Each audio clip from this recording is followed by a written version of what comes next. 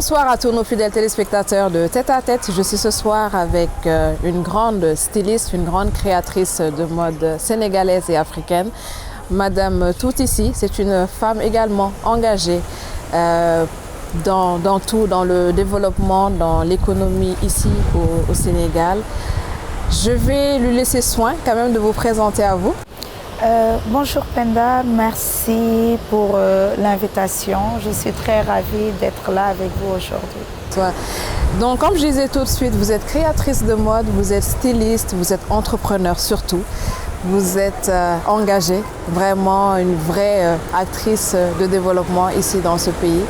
Je vais vous laisser quand même soin de développer davantage sur la présentation. Je m'appelle Touti. Je suis créatrice de la marque éponyme. J'entreprends depuis mes 24 ans dans le secteur des industries créatives, notamment dans le secteur de la mode. Comme je le dis souvent dans mes interviews, pendant 15 ans, j'ai beaucoup importé. Et puis depuis 2012, j'ai décidé de travailler localement et d'employer des ressources locales pour contribuer à ma manière au développement et à l'épanouissement des jeunes, notamment des jeunes femmes de ce pays. Lorsque vous parlez de travail local, vous n'importez plus, c'est-à-dire que vous fabriquez vos tissus maintenant? Non, les tissus non, pas jusque-là, c'est la création parce que malheureusement, on n'a pas de tissus fabriqués localement à part le pagne tissé. Qui est très limité. On se sert ce qu'on trouve au marché. Les tissus, on s'approvisionne vraiment au marché. Et puis, nous ajoutons notre touche créative. Donc, c'est transformé localement. Les coupes sont faites ici, le design est fait ici, l'assemblage est fait ici par des Sénégalais. D'accord. Comment vous avez eu le déclic? Comment vous êtes devenue créatrice de mode? Avant entrepreneur ou c'était après? Je pense que j'ai toujours eu cette fibre entrepreneuriale très tôt. Heureusement que j'ai commencé à entreprendre, comme je l'ai dit tout à l'heure, à l'âge de 24 ans. Peut-être je n'avais pas la maturité que j'ai aujourd'hui, mais j'avais la vision de ce que je voulais faire plus tard. Travailler pour moi ou employer des jeunes ou employer vraiment des ressources locales. En plus de ça, je dirais plus par passion. J'ai toujours été passionnée de mode. Je suis restauratrice de formation hôtelière, mais la passion a pris le dessus. Après un passage à l'étranger, j'ai fait des études de stylisme à S-Mode. J'ai eu à travailler dans des grandes maisons de couture comme Chanel. J'ai eu à fréquenter Karl Lagerfeld. J'ai eu à travailler chez Colette, chez l'éclaireur, comme conseillère de mode. Suite à toutes ces expériences, j'ai décidé tout simplement de revenir encore et continuer le travail qu'on avait commencé bien avant même de voyager. Parce qu'avant même de voyager, j'avais entrepris, j'avais commencé à entreprendre localement, on va dire. Donc, voilà. D'accord. Et quels sont vos matériaux de prédilection? J'aime beaucoup le coton, la broderie anglaise, qui est très adaptée à notre climat, un peu comme ce qu'on porte? Voilà, un peu comme ce que je porte, une de nos créations. Parce qu'il fait très chaud ici, il faut penser aussi souvent les matières adaptées à notre climat, à notre carnation, notre peau et tout ça. Je travaille beaucoup le coton, je travaille notamment d'autres matières, le pagne tissé, le lépi qui vient de Conakry, le bazin, la soie, le shantung. Voilà, mais la matière vraiment que Touti travaille, c'est la broderie anglaise beaucoup et le coton. D'accord. Vos clientes sont essentiellement au Sénégal ou un peu partout dans la sous-région? Un peu partout. Je travaille beaucoup au Sénégal.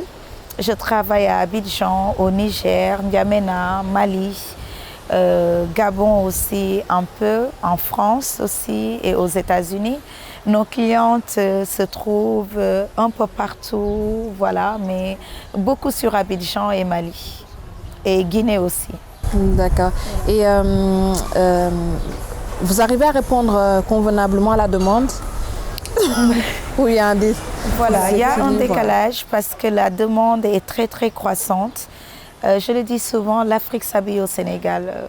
La femme africaine a toujours inspiré. Le Sénégalais a un don naturel que le bon Dieu nous a donné. On est très créatif et très manuel.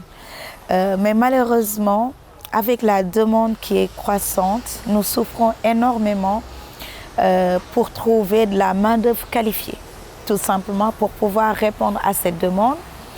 Et puis, il faut s'outiller, il faut investir dans les technologies nouvelles pour vraiment pouvoir répondre à cette demande. Et pour moi, c'est un manque à gagner pour tout entrepreneur d'avoir une demande africaine ou même mondiale et de ne pas pouvoir répondre à cette demande.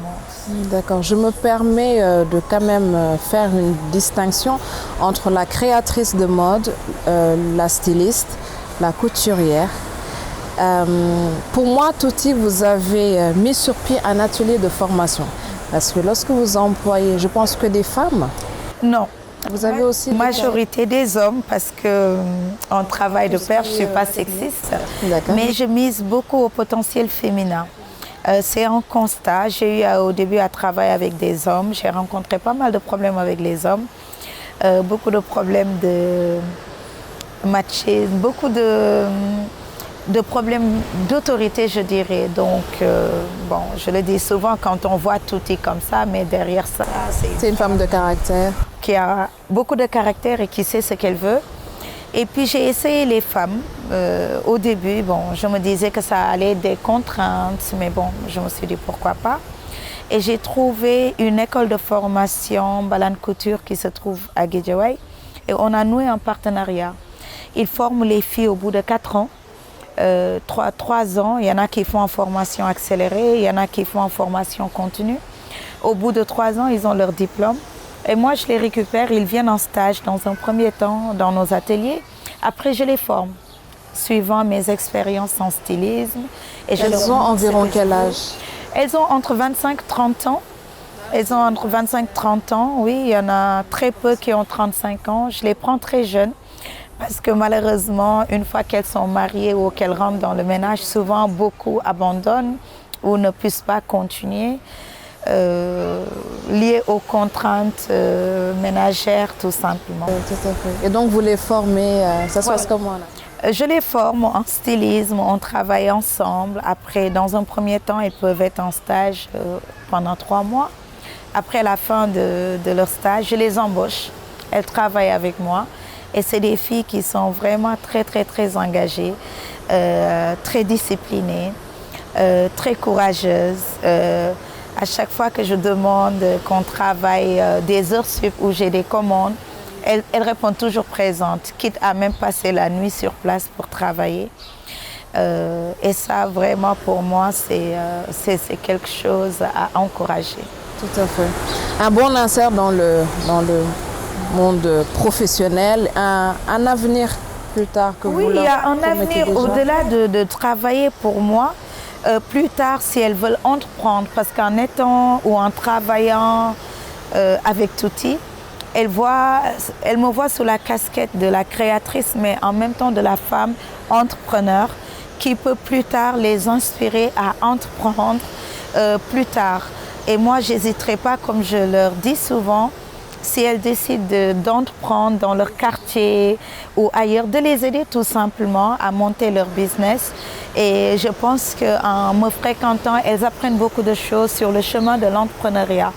Et puis plus tard, elles aspirent à être leur propre patron, à employer d'autres gens dans leur quartier tout simplement et créer d'autres emplois. Et comment chercherez-vous ces fonds pour les aider à démarrer? Vous, par exemple, vous avez commencé avec quoi, si on peut le dire aujourd'hui? Moi, j'ai toujours travaillé avec mes fonds propres.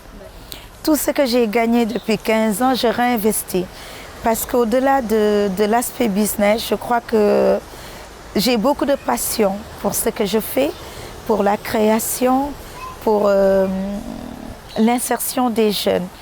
Donc, tant qu'on a ce don de créer, quand on a un métier, je ne me fixe pas d'objectif. Je n'ai pas de limite non plus. Donc tout ce que je gagne, je réinvestis sur les machines petit à petit. L'oiseau fait son nid, comme on dit. Je ne suis pas pressée. Je préfère faire des petits pas et d'arriver au sommet là où je veux arrêter. Je me suis toujours autofinancée. J'ai eu la chance de faire partie des bénéficiaires de la DER avec Pape Amadou Sarr. Il y a l'ADPME aussi qui m'a soutenue pour m'encadrer et m'accompagner. Je remercie Idrissa Diabira et Pape Amadou Sarr au passage, qui ont beaucoup cru au potentiel de mon entreprise et qui m'ont beaucoup soutenue aussi dernièrement. Mais avant d'être soutenu, moi je pense qu'il faut être autonome.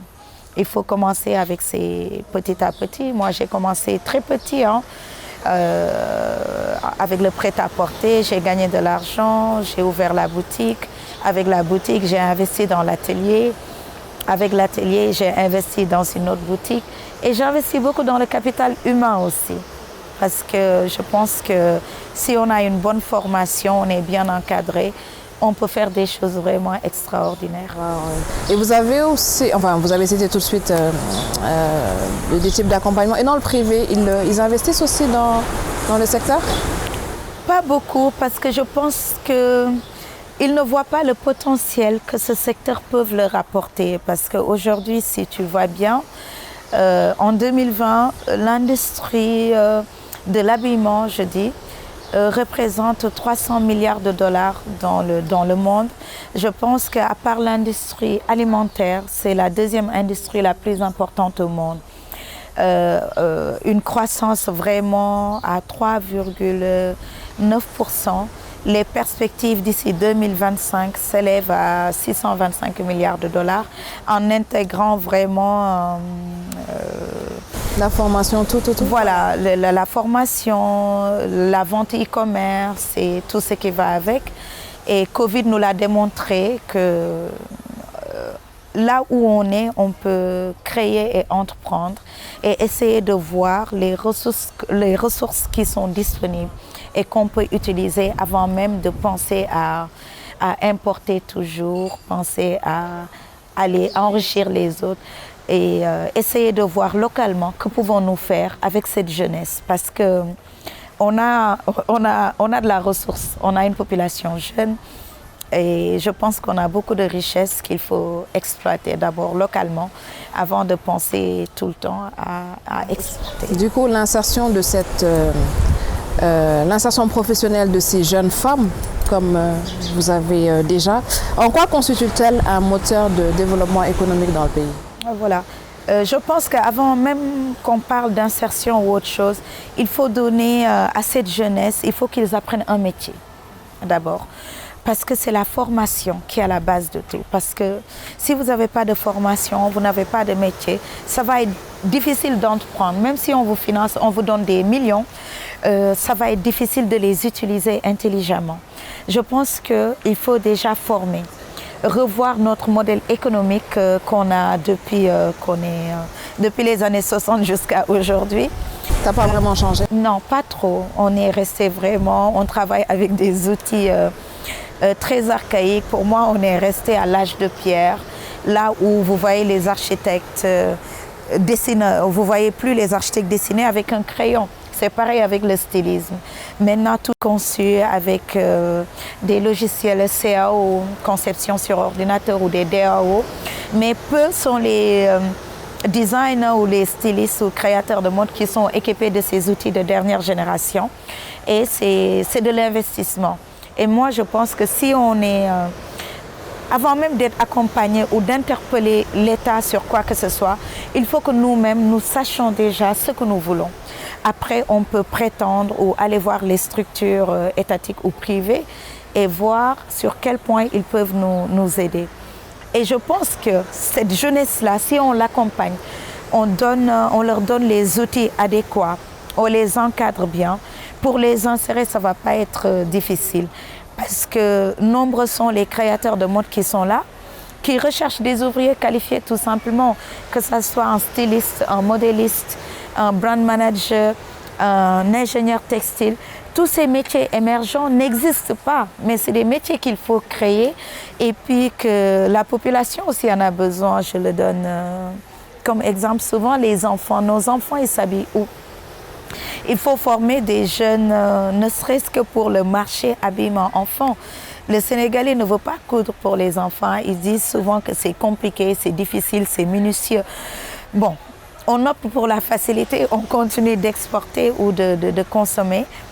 Et je trouve qu'en 2021 quand même, continuer à attendre que l'Europe s'habille et puis nous envoie des ballons de friperie, alors qu'on peut créer des emplois, mettre des usines, former des jeunes et qu'ils puissent au moins fabriquer les besoins vraiment. Parlons des ballons de friperie. Vous pensez que ça aide le Sénégalais lambda qui n'a peut-être pas les moyens ou plutôt créer... Mais Penda, moi je pense que si nous créons, il y a une demande.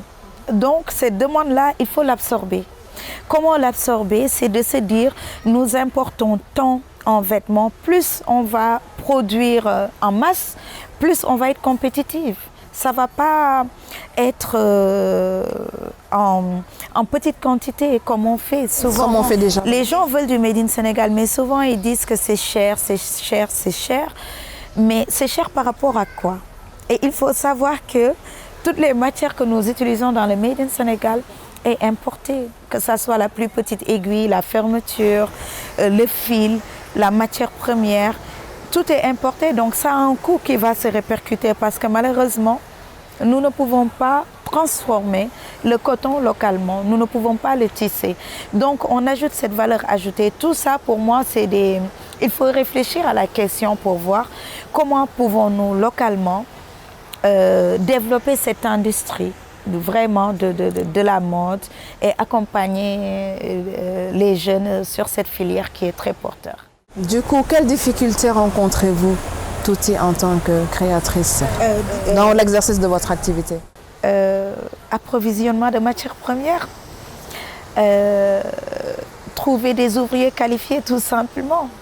Les normes de standardisation, tout simplement. Qu'ils ne connaissent pas, ça s'apprend sur le... Sur le tas, parce que c'est le métier, c'est comme le gars qui lave la voiture, il commence à laver, après il commence à apprendre à conduire, après petit à petit il n'a pas son permis, vous le retrouvez sur la circulation, qui ne connaît pas la signification tout simplement de ce panneau céder le passage. C'est pareil chez nous, si vous n'apprenez pas le métier, vous ne connaissez pas les bases, vous commencez dans un atelier, vous êtes ici malheureusement les métiers des industries créatives comme la mode ou les mécaniciens ou autre chose, c'est des métiers qui sont vus comme des métiers de personnes qui n'ont pas réussi. C'était à l'époque les 4C, non? Couture, coiffure, commerce. Oui. Mais si tout le monde n'a plus sa place... C'est ça, mais pour développer un pays, Penda, il faut des ouvriers qualifiés. Tout le monde ne peut pas être derrière, tout le monde ne peut pas être ingénieur, tout le monde ne peut pas être dans un bureau. Il faut du tout pour faire un pays. Et moi, cette partie-là, cette couche-là, il faut vraiment se retourner parce que c'est cette couche-là, ils disent souvent 97% de l'industrie, de l'économie du Sénégal repose sur les petites PME et le secteur informel. Mais ce secteur informel-là, il ne faut pas le négliger. Parce que chacun emploie du monde. Moi, j'emploie une vingtaine de personnes. Il y en a d'autres, ils emploient plus. Et dans tous ces secteurs-là, il ne faut pas le voir juste que c'est un simple couturier ou autre chose. Vous prenez en France, par exemple, si vous n'avez pas un certain niveau, vous ne pouvez pas être modéliste ou styliste. Mais ici, il faut vraiment qu'on investisse dans ça, dans la formation, qu'on ne le voit pas comme un métier de quelqu'un qui a échoué ou qui n'a pas le bac ou qui n'a pas un niveau scolaire. On la voit à l'atelier de couture, il fait le fourneau, il fait le ataya, il va chercher le repas, petit à petit il fait les petites choses et demain il commence à coudre. Mais cette personne-là n'a pas appris les bases. Il a brûlé beaucoup d'étapes qui font que nous n'arrivons pas à avoir vraiment des vêtements de qualité aux standards et répondre aux normes tout simplement africaines. Même avant de parler international, je parle africaine déjà. Parce qu'on est différentes. On n'est pas... en Europe, que ce soit en France, en Allemagne ou aux États-Unis, ils ont fait des études suivant leur morphologie de leur population. La Chine aussi, pareil. Donc, nous aussi, il faut qu'on investisse dans ça pour voir notre population, comment elle évolue, qu'est-ce qu'on aime, qu'est-ce qu'on porte, notre carnation.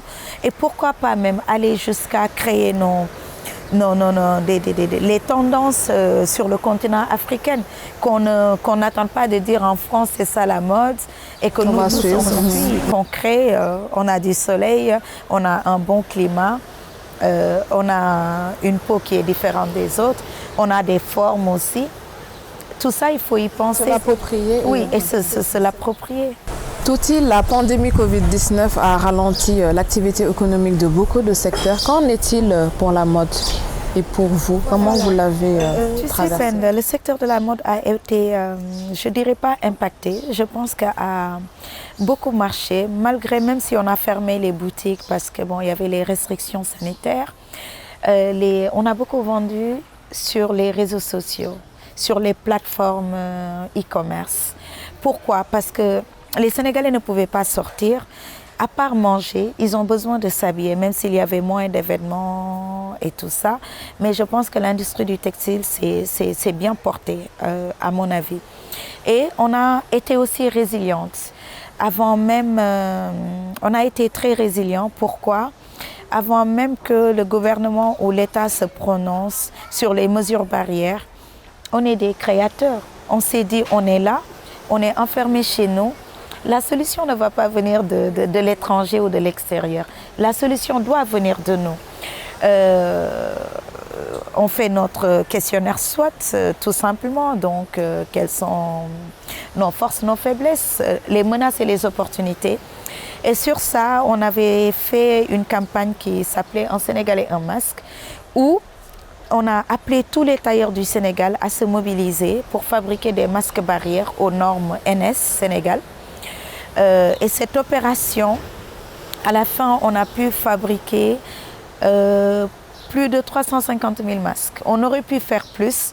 Il y avait des soucis logistiques parce qu'on ne pouvait pas se déplacer. C'était un Sénégalais, un masque, donc 17 millions de masques?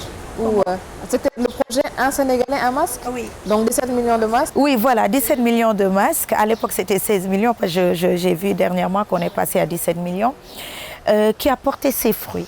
Et si on l'a fait pour des masques, on a employé plus de 600 personnes, on a généré plus de 100 millions de chiffres d'affaires, et on a employé beaucoup de femmes et les personnes incarcérées, que je remercie au passage, le camp pénal. Ils ont beaucoup contribué à la fabrication de ces masques. La DER nous a commandé plus de 100 000 masques. ONU Femmes, je remercie Oulimata Sarr au passage, nous a beaucoup soutenus. La GIZ, PNUD et le secteur privé aussi ont beaucoup commandé des masques. Et ça a permis aux Sénégalais tout simplement de travailler. Pendant ces 3 mois, que ce soit des étudiants, que ce soit des femmes, de Dakar à Diourbel, en passant par Thiès, on a été sollicités partout sur le territoire national pour apporter leur contribution. Donc cela nous a montré que la main-d'œuvre, elle est là. Les gens, ils veulent travailler. Donc, si on l'a fait pour les masques, je pense qu'on peut le faire pour les vêtements, on peut le faire pour des culottes, on peut le faire pour tout ce dont on a besoin au quotidien. Donc, voilà. Très belle initiative. Ouais. Et vous avez des relations d'affaires avec les créateurs sénégalais ou africains, notamment là, jeune? Oui, au-delà de... à l'atelier 221. Bien sûr, Penda. On a compris que... comme on dit souvent, je ne sais pas comment le transcrire en Wolof, un seul bracelet ne peut pas faire du bruit. J'ai l'habitude de le dire dans toute chose, se réunir est un début, travailler ensemble est un progrès et rester ensemble est la réussite. Au-delà de mes ambitions personnelles, depuis 5 ans, je demande aux créateurs qu'on se mette ensemble pour travailler ensemble. On a créé le collectif Atelier 221. Atelier, c'est plusieurs ateliers et 221, c'est le code de notre pays qui nous réunit nous tous. Et de travailler ensemble, tout simplement, de voir nos besoins, que ce soit en matière première, en formation, en mercerie, en renforcement de capacité. Au lieu que tout seul dans son coin paye pour voyager, avoir son emballage, avoir ses matières premières, qu'ensemble nous puissions le faire. Si on veut organiser un événement, qu'on se réunisse ensemble, au lieu que moi je privatise le lieu à 2 millions, si on est 20, chacun donne 100 000 francs, on le fait. Et puis on ouvre notre carnet d'adresses. Je pense qu'en Afrique, on n'a pas l'habitude de travailler ensemble, surtout au Sénégal, de se donner la main, et de faire bouger les choses. Si j'ai besoin de bouger cette table aujourd'hui, un seul doigt ne peut pas le faire. J'ai besoin de solliciter mes 10 doigts pour qu'ils m'aident à le soulever. Et moi, c'est comme ça que je vois qu'on puisse, si on veut atteindre les objectifs, si on veut se faire accompagner par le gouvernement, par les institutions, par toutes ces institutions, il faut qu'on se mette ensemble. Pas forcément parce qu'on n'a pas les mêmes objectifs, on n'a pas les mêmes backgrounds, on n'a pas les mêmes visions. Mais je pense que sur beaucoup de choses, on peut se mettre ensemble pour arriver à construire un avenir. Ne serait-ce que l'idée des concept stores, peut-être déjà. Ça, on l'a fait avec la GIZ nous a accompagnés dernièrement pour la réalisation d'un concept store qui a eu énormément de succès. Il y avait plus de 39 créateurs. C'était un projet test et on a pu générer plus de 40 millions de chiffres d'affaires. Et c'est les Sénégalais qui ont acheté. En combien de temps? En 3 mois. Et je pense que c'est une expérience qu'on va renouveler bientôt. Et ce sont que les Sénégalais qui l'ont consommé? Ah oui, parce qu'il n'y avait pas d'étrangers. On avait tout fermé, il n'y avait pas d'étrangers qui venaient. Donc c'était les Sénégalais qui ont beaucoup aimé ce concept et qui ont acheté et qui ont adhéré. Et ce genre de concept, on devrait le multiplier, on devrait vraiment en avoir.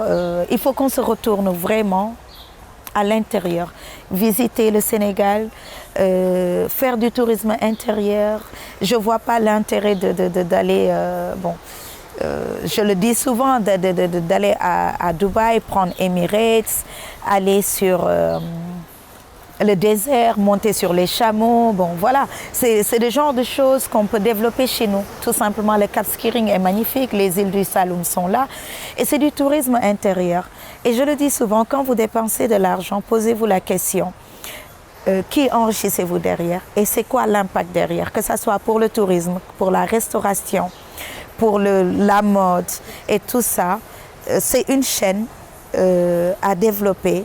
Et l'économie tourne autour de nous et ça va permettre à toute cette jeunesse, je pense, de gérer les problèmes d'inégalité, d'avoir des sources de revenus, de gagner décemment leur vie. Et puis c'est ainsi qu'on pourra vraiment, vraiment développer cette industrie. Votre rêve? Voilà, Penda, mon rêve c'est de voir l'Afrique s'épanouir. De croire à notre potentiel. Je le dis souvent, même le nom de notre continent, pour moi, n'a pas été choisi au hasard. On a un continent Afrique. On est entouré d'eau, on a du pétrole, on a du poisson, on a une population jeune, bauxite, diamant. Toutes les richesses tant convoitées de ce monde sont en Afrique, nulle part ailleurs. Tout, en plus de ça, une population jeune. Un climat où il fait très beau tout le temps et il faut qu'on profite de ça. Il faut qu'on profite de ça. Mon rêve vraiment c'est de voir l'Afrique s'épanouir, qu'on porte ce que nous produisons localement, qu'on mange nos produits localement, nos produits cosmétiques. Au lieu d'importer, je rêve que ça soit pareil pour la mode, pour les chaussures, pour les sacs. Pour vraiment les industries créatives et culturelles et que la jeunesse africaine puisse briller, que nous puissions vraiment vivre dignement et en paix tout simplement. Merci beaucoup. Je te remercie pour l'invitation. Je remercie Label TV de m'avoir donné l'opportunité de m'exprimer. Voilà. Merci beaucoup. Merci à tous de nous avoir suivis. Je remercie Touti pour cette belle tenue, ainsi que le restaurant COP 21 pour nous avoir accueillis ce soir. Et je vous donne rendez-vous très très vite. En attendant, suivez l'intégralité de cette émission sur toutes nos plateformes. À très vite. Merci.